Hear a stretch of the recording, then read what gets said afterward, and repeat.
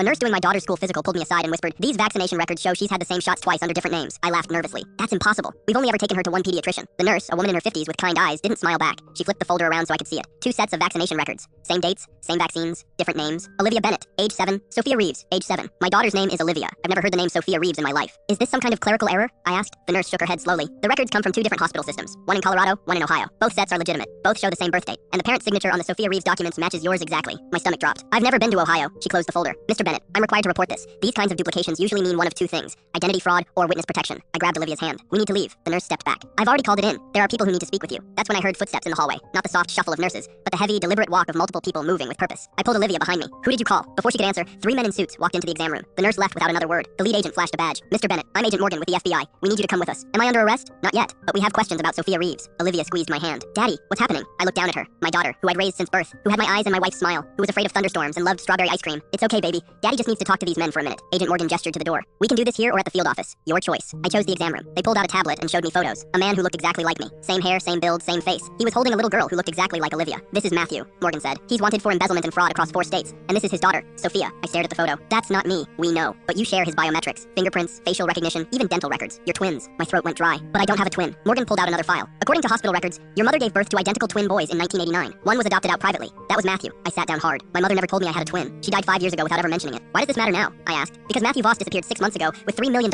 in stolen funds. He left his daughter behind with a babysitter and vanished. We've been tracking his movements, and we believe he's been using your identity to move around undetected." I felt sick. Using my identity how? Morgan showed me more documents. Credit cards opened in my name. Bank accounts I'd never seen. Traffic tickets in states I'd never visited. All within the last 6 months. He's been destroying your credit, racking up debt, and leaving a trail that leads directly to you. If we don't find him soon, you'll be charged with his crimes. How is that possible? We have different fingerprints, right? You just said we share biometrics. Morgan's jaw tightened. Identical twins can have nearly identical fingerprints. Close enough that automated systems flag them as matches. And Matthew's been very careful to avoid situations where prints would be manually verified. Olivia tugged my sleeve. "Daddy, I'm scared." I pulled her onto my lap. "Did he take Sophia? Is that why the vaccination records match?" Morgan nodded. "We believe Matthew has been monitoring you for months. He knew about Olivia's school physical. He must have submitted Sophia's records under Olivia's name to test if he could slip into your life completely." "Test it for what?" "To replace you." The room went cold. Morgan continued. 3 weeks ago, someone matching your description applied for a passport using Olivia's birth certificate. We flagged it because you already have a valid passport. But if Matthew successfully convinced authorities he was you, he could have taken Olivia and disappeared." My arms tightened around my daughter. "Where's Sophia now?" "Foster care. She's been asking for her father every day." I looked at the photo again. That little girl looked so much like Olivia. Scared, alone, waiting for someone who was never coming back. "I want to meet her," I said. Morgan exchanged glances with the other agents. "That's not protocol. I don't care about protocol. That little girl is my niece. She's been abandoned by her father and she has no one. I want to meet her." 2 days later, I walked into a foster home holding Olivia's hand. They brought Sophia into the visiting room. She looked at me and burst into tears. "Daddy?" I knelt down. "I'm not your daddy, sweetheart, but I'm someone who looks just like him. And I promise you're not alone anymore." Sophia ran into my arms. "We're still searching for Matthew. The FBI froze his accounts and cleared my name. But Sophia lives with us now. My wife and I started adoption proceedings last month. Olivia and Sophia are inseparable. They look like twins themselves. Sometimes I catch Sophia staring at me with this expression I can't quite read, like she's waiting for me to disappear too. But I won't, because I know what it's like to lose a father who kept secrets, and I refuse to let that happen to her again.